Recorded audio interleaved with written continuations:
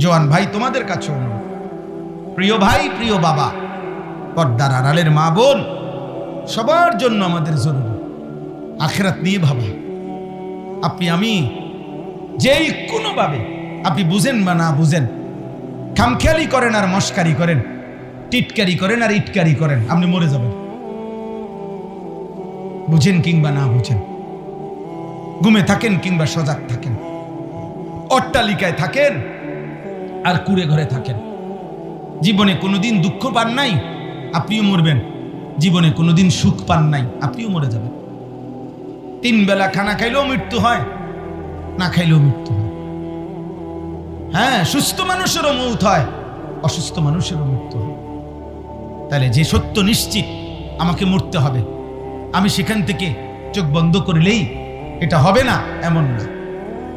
কেউ যদি ঝড় তুফান হইতেছে আসে, যদি চোখ বন্ধ করে কয় না কোনো ঝড় তুফান হইতেছে না, ঝড় তুফান হইতেছে না, তুমি চোখ বন্ধ করে রাখছো, বেওকুফ, তুমি চোখে না খুলবা। তুমি চোখ খুললেই তো দেখবা কি হইতেছে, তুফান হইতেছে। তাইলে আমরা প্রত্যেকে, আমাদের আল্লাহ আমাদেরকে সৃষ্টি করেছেন, আমাদের সমস্ত অঙ্গ প্রত্যঙ্গ আল্লাহ দিয়েছেন, আমাদের বিবেক, আমাদের বুদ্ধি, আমাদের বোধ, আমাদের বিবেচনা, আমাদের আকল, আমাদের দিমাগ, আমাদের চোখ, আমাদের কান, আমাদের দেহ, আমাদের অন্তর, আমাদের প্রত্যেকটা সিদ্ধান্ত নেওয়ার ক্ষমতা, নড়া চড়া হাঁটা, সব কিছু কে দিয়েছেন? তো তাকে আমি ভুলবো কেন? আর তিনি আমার কি ক্ষতি করলেন? তিনি আমার লস কি করলেন?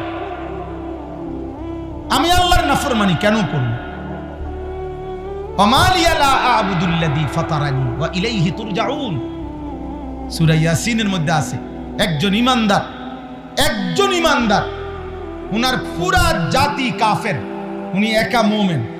এই একা ইমানদার ব্যক্তি তিনি দাঁড়াইয়া সমস্ত কাফেরদের সামনে দাঁড়িয়ে বলছে, হে আমার জাতি, তোমরা আমাকে বলো তো, যিনি আমাকে সৃষ্টি করেছেন আমি কেন তার ইবাদত করব না? এবং বললেন, যার কাছে তোমাদের সকলকে আমাকে ফিরে যেতে হবে, তার ইবাদত আমি কেন করব? ওয়ামালিয়া লা আ'বুদুল্লাযী ফাতারানি ওয়া ইলাইহি তুরজাউন, সূরা ইয়াসিনের আয়াত। আ'আত্তাখিযু মিন দুনিহি আলিহাতান ইন ইউরিদনির রাহমানু বিদুররিন লা তুগনি আন্নী শাফাআতুহুম শাইআন ওয়া লা ইউনকিদুন। আমি যদি আল্লাহকে ছেড়ে দেই আর অন্য কাউকে ধরতে যাই, অন্য কেউ তো আমারে কখনো কোনো বিপদ বা মুসিবত থেকে 1 সেকেন্ডের জন্য আমাকে তো রক্ষাও করতে পারবে না, উদ্ধারও করতে পারবে। আমি অন্যকে ডাকবো কেন? আমি অন্যের কাছে যাব কেন? আজকে আপনারা মেনে নিচ্ছেন ঠান্ডা মাথায়, আপনারা ঘরের ব্যাপারে যত্নবান, আপনারা আপনাদের ঘর, ফার্নিচার, আপনারা আপনাদের ইট, বালু, সিমেন্ট, আপনাদের সমস্ত আসবাবপত্রের ব্যাপারে খুব কেয়ারফুল, যেন 2 নম্বর না হয়, ভালোটা। কিন্তু নিজের স্ত্রী, ছেলে মেয়ের ব্যাপারে খুব বেশি অসচেতন।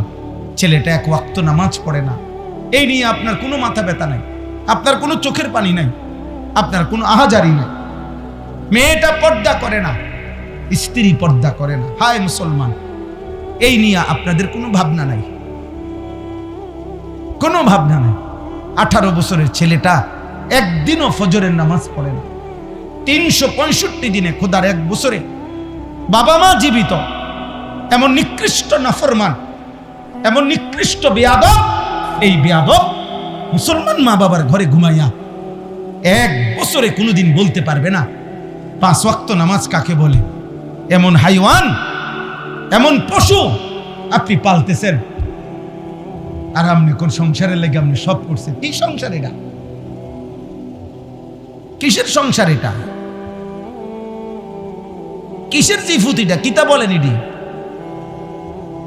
আল্লাহ কোরআনুল কারীমের মধ্যে নূহ আলাইহিস সালামকে বলছে, ওনার ছেলে কেনান, বেঈমান ছেলেটা যখন ডুবে যাইতেছে, নূহ আলাইহিস সালাম আল্লাহর কাছে দোয়া করছিলেন, আল্লাহ আমার সন্তান, আমার বংশধর। কোরআনুল কারীমের মধ্যে আল্লাহ তাআলা ডাইরেক্ট নিষেধ করছে, সাবধান, ইন্নাহু লাইসা মিন আহলিক, এটা তোমার সন্তান না।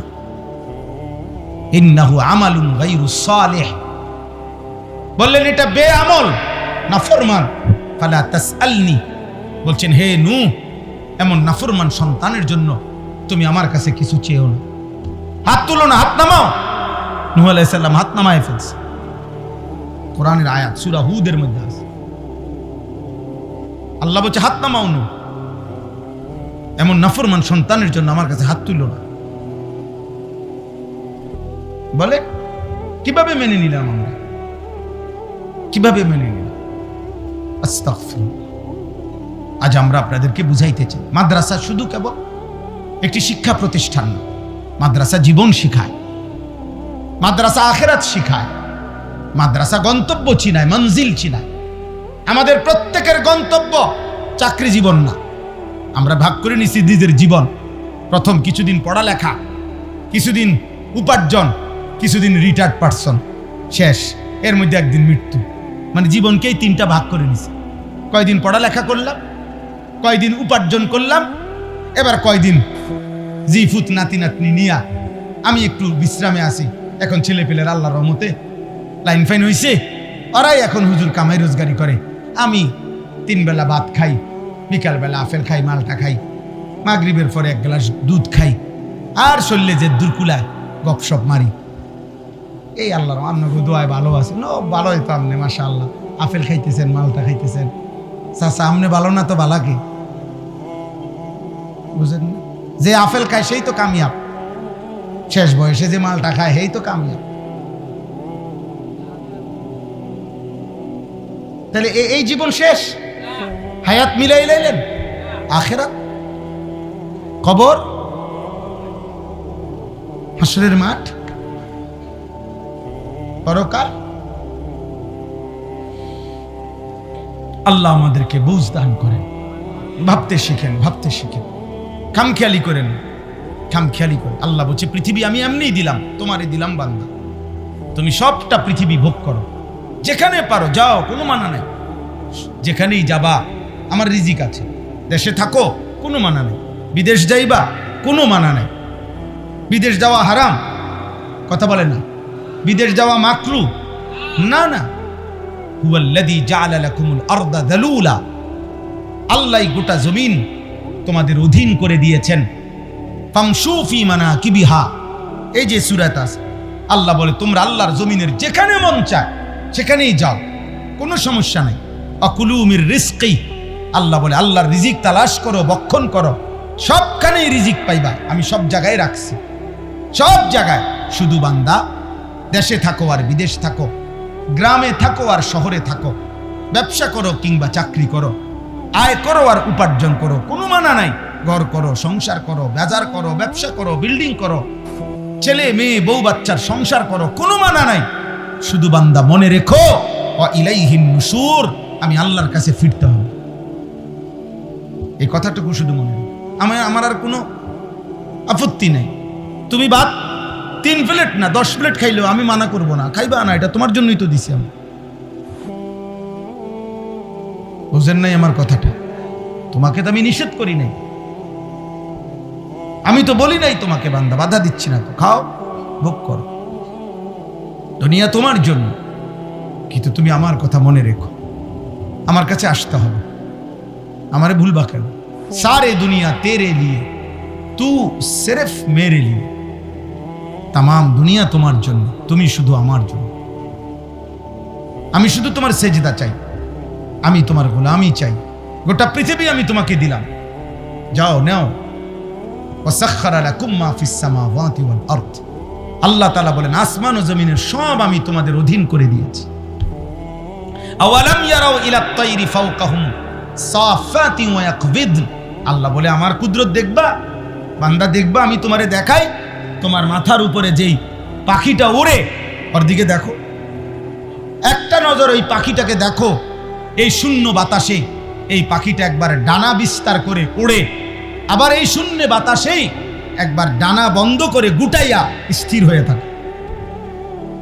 সাফাতি ওয়া ইয়াকবিদ, আল্লাহ বলে এটা আমি করি। মা ইউমসিকুহুন্না ইল্লার রহমান, আমি আল্লাহ ছাড়া এই পাখিকে শূন্যে এভাবে ভাসমান রাখা অন্য কারো পক্ষে সম্ভব না। সুবহান, কে মালিক? আল্লাহ বলেন ওই পরিমাণ একটা পাখির ওজন যদি হয় আধা কেজি, তুমি আধা কেজি ওজনের একটা মাটির ঢিলা উপরে মারো তো দেখো এটা স্থির থাকেনি। তো পাখিটা থাকে কেন? আমি রাখি 40,000 ফিট উচ্চতায়, 36,000 ফিট উচ্চতায় বিমানটা উড়ে, 600 জন যাত্রী, প্রত্যেকের 2টা করে লাগেজ। কি পরিমাণ ফুয়েল! 6,000 কিলোমিটার, 7,000 কিলোমিটার পথ যাবে সেটা শূন্যে। কত বেশি পরিমাণ তেল এটার ভিতরে আছে, কত কিছু যন্ত্রপাতি, ওজন, ভার, বিমানটার ওজন কত, তেলের ওজন কত, মালগুলার ওজন কত, মানুষটির ওজন কত।